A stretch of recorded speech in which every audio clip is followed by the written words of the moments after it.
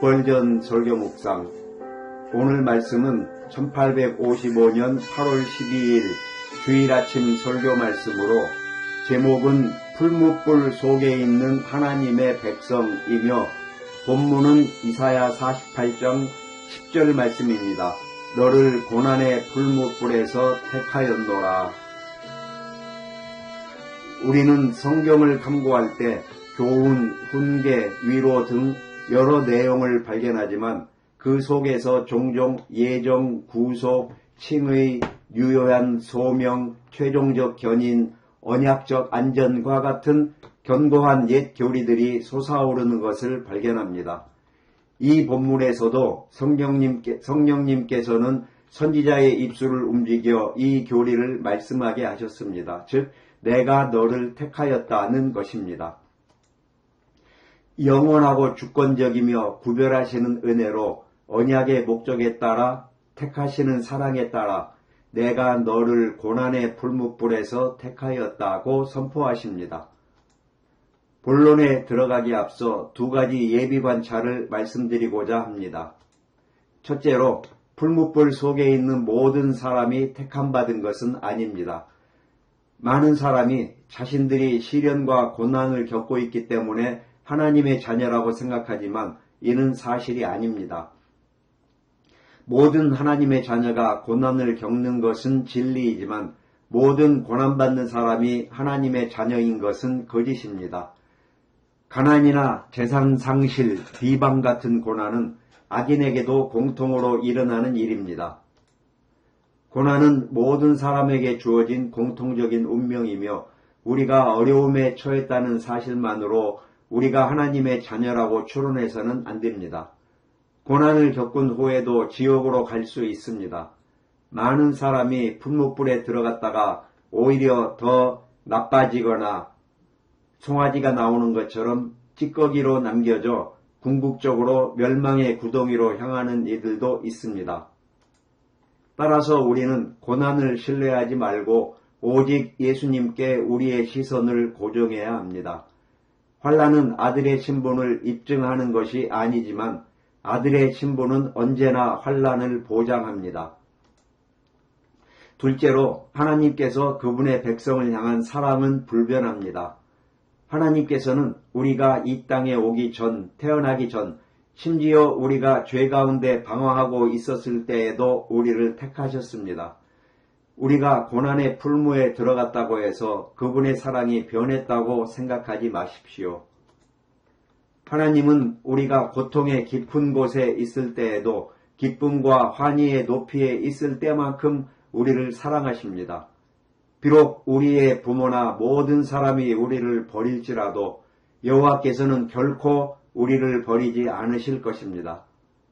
하나님의 사랑은 풀무불 속에서도 식지 않고 오히려 그 풀무불보다 더 뜨겁습니다. 저는 이제 오늘 설교의 주제인 풀무불 속에 있는 하나님의 백성에 대해 네 가지로 나누어 말씀드리겠습니다. 1. 첫째로 여러분이 하나님의 백성을 찾으려면 일반적으로 그들을 풀무불 속에서 찾아야 한다는 사실입니다. 우리는 역사를 통틀어 이 사실을 발견할 수 있습니다. 아담과 하와 이후 가인에게 맞아 쓰러진 아벨이 하나님께서 택하신 자녀였습니다.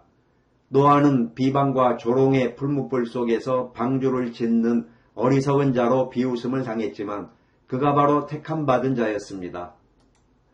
이스라엘 백성이 이집트에 있을 때 우리는 바로의 화려한 궁전이 아닌 압제에 시달리며 벽돌가마에서 고통당하는 노예들 사이에서 하나님의 백성을 찾아야 했습니다.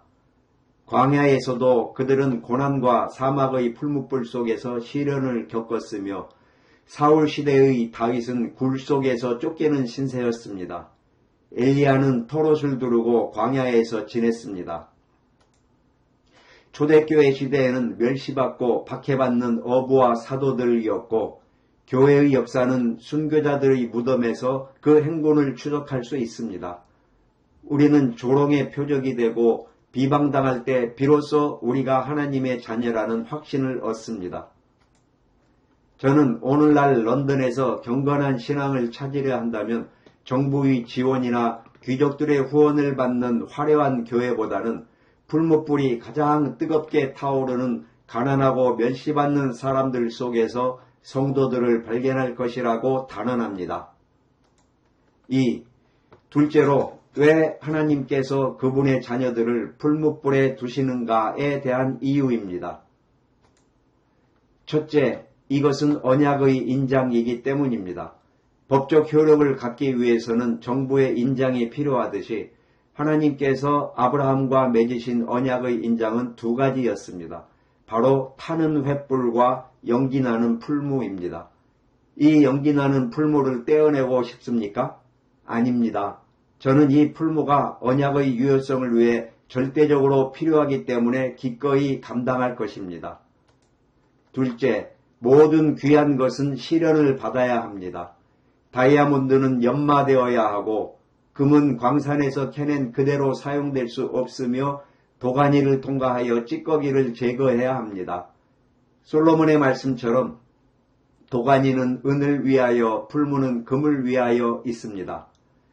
우리가 귀하기 때문에, 즉 우리가 금이기 때문에 우리는 시련을 겪어야 합니다. 시련을 견디지 못하는 것은 가치가 없습니다. 셋째, 그리스도인은 하나님께 드리는 희생제물이기 때문입니다. 모든 희생제물은 불에 태워져야 했습니다. 우리는 예수 그리스도께 드리는 산 제사인데 만약 우리가 환난의 불로 태워지지 않는다면 연기도 불꽃도 없이 하나님께 받아들여질 수 없습니다. 넷째, 우리가 예수 그리스도를 닮기 위함입니다. 요한계시록에서 주님의 발은 풀무불에 달구어낸 빛난 녹과 같다고 묘사되었습니다. 그분의 발이 풀무불에서 달구어졌듯이 우리도 풀무불 속에서 태워져야 합니다. 그분께서 불꽃을 통과하셨으니 우리도 똑같이 해야 합니다. 우리가 여기서 그분을 닮기를 꺼려 한다면 어떻게 영광스러운 모습으로 그분과 같아질 수 있겠습니까? 3. 셋째로 풀무불이 주는 유익은 무엇입니까? 첫째, 우리를 정결하게 합니다. 풀무불에 옅은 금속을 녹여 찌꺼기를 위로 떠오르게 합니다. 이것이 바로 하나님의 백성에게 풀무불이 주는 유익입니다. 그것은 우리를 녹이고 시험하여 정결하게 합니다. 우리는 찌꺼기를 제거할 수 있다면 세상의 모든 불행을 기꺼이 감수할 것입니다. 고난은 우리가 그리스도를 더 닮게 만들고 우리를 천국에 합당하게 만듭니다. 찌꺼기가 다 타 없어지고 주석이 사라지면 하나님께서는 저 순금 조각을 이리로 가져오라고 말씀하실 것입니다. 그분은 순금을 이 땅에 두지 않으시고 천국의 은밀한 성막에 있는 그분의 왕관 보석과 함께 보관하실 것이기 때문입니다. 둘째, 우리를 더욱 잘 주조할 수 있게 합니다. 차가운 쇠를 대장장이가 아무리 세게 내리쳐도 모양이 만들어지지 않습니다. 하지만 풀무불에 넣어 녹인다면 어떤 모양이라도 틀에 부어 만들 수 있습니다. 우리가 아무리 거친 금속일지라도 하나님께서 우리를 붙잡아 고난의 풀무에 넣으시고 시련으로 녹이신다면 그분은 우리를 그분의 영광스러운 형상과 같게 빚으실 수 있습니다. 셋째, 다른 어느 곳에서보다 더 많은 빛을 얻습니다. 번영 가운데서는 진리를 읽어도 아무것도 얻지 못할 수 있습니다.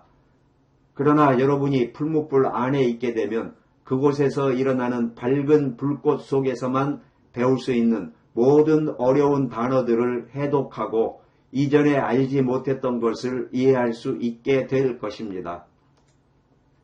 넷째, 우리의 원수들에게 재앙을 가져오는 데 유익합니다. 이스라엘의 원수들에게 재앙을 가져오는 것은 우리가 그들에게 던질 수 있는 풀무불의 재를 움켜쥐는 것 외에는 없습니다. 사드락, 메삭, 아벳느고가 풀무불에 던져졌을 때 불꽃의 뜨거움이 그들을 던진 강한 사람들을 죽였습니다. 우리의 원수들이 우리를 해치려 할 때 불을 너무 뜨겁게 달구는 실수를 저지르면 그 행위가 오히려 우리를 던지려 했던 자들을 죽이게 됩니다. 기독교인을 풀무불에 던지는 것은 그들을 그리스도의 응접실로 데려가는 것과 같습니다. 보십시오. 예수 그리스도께서 그들과 함께 걸으시고 계십니다. 박해는 우리를 해치지 못하며 오히려 우리의 원수들에게 피해를 줍니다. 4. 넷째로 풀무불 속에서의 위로입니다. 첫째, 우리는 선택의 교리에서 위로를 얻습니다. 시련을 겪는 여러분, 이 생각을 통해 스스로 위로하십시오. 하나님께서 고난의 풀무불에서 나를 택하셨다. 불이 뜨거워도, 가난이 문을 두드려도, 질병이 찾아와도 하나님께서 나를 택하셨다는 이 생각은 화염의 격렬함을 달래는 부드러운 산들바람과 같습니다. 이 생각은 우리에게 열이 아무런 힘을 발휘할 수 없는 방화복을 입힙니다. 둘째, 풀무불 속에서 인자가 여러분과 함께 계시다는 위로입니다. 당신의 조용하고 외로운 침실 옆에는 여러분이 보지 못했으나 사랑하는 분이 앉아 계시며 당신의 고난 가운데 당신의 모든 잠자리를 만들어주시고 베개를 부드럽게 해주십니다. 예수 그리스도께서는 종종 가난하고 황량한 곳을 방문하셔서 그곳을 거룩하게 하시는 것을 좋아하십니다. 그분은 여러분과 같은 배에 타고 계시며 여러분과 같은 불 속에 계십니다. 여러분을 파괴할 수 있는 것은 그분도 파괴할 수 있습니다. 그러니 우리는 예수님을 붙잡고 주님께서 인도하시면 물과 불을 헤치고 따르겠습니다. 라고 말해야 합니다. 사랑하는 친구 여러분, 이 외에도 다른 큰 풀무가 있다는 것을 기억하십시오. 그것은 악인들이 던져질 때 가시나무 타는 소리처럼 될 그 불길이 매우 맹렬하여 울며 이를 갈게 될 곳입니다. 그곳은 구더기도 죽지 않고 불도 꺼지지 않는 풀무입니다. 여러분이 하나님과 그리스도를 모른 채 죽는다면 몇 년 후에는 알 수 없는 광활한 공간을 지나 그 절망적인 고통의 땅에 떨어지게 될 것입니다. 여러분이 그곳에서 벗어나기를 원하신다면 오직 한 문만이 있습니다. 구원받는 길은 오직 하나입니다. 그 길은 바로 주 예수 그리스도를 믿으라 그리하면 구원을 받으리라는 것입니다. 믿음은 그리스도 위에 눕는 것입니다. 어린아이가 어머니의 품에 눕듯이 뱃사람이 자신의 배를 신뢰하듯이 지팡이에 기대는 노인처럼 오직 예수님만을 신뢰하십시오. 그리하면 여러분은 악인이 던져져야 할 그 불의 풀무에서 벗어날 수 있습니다.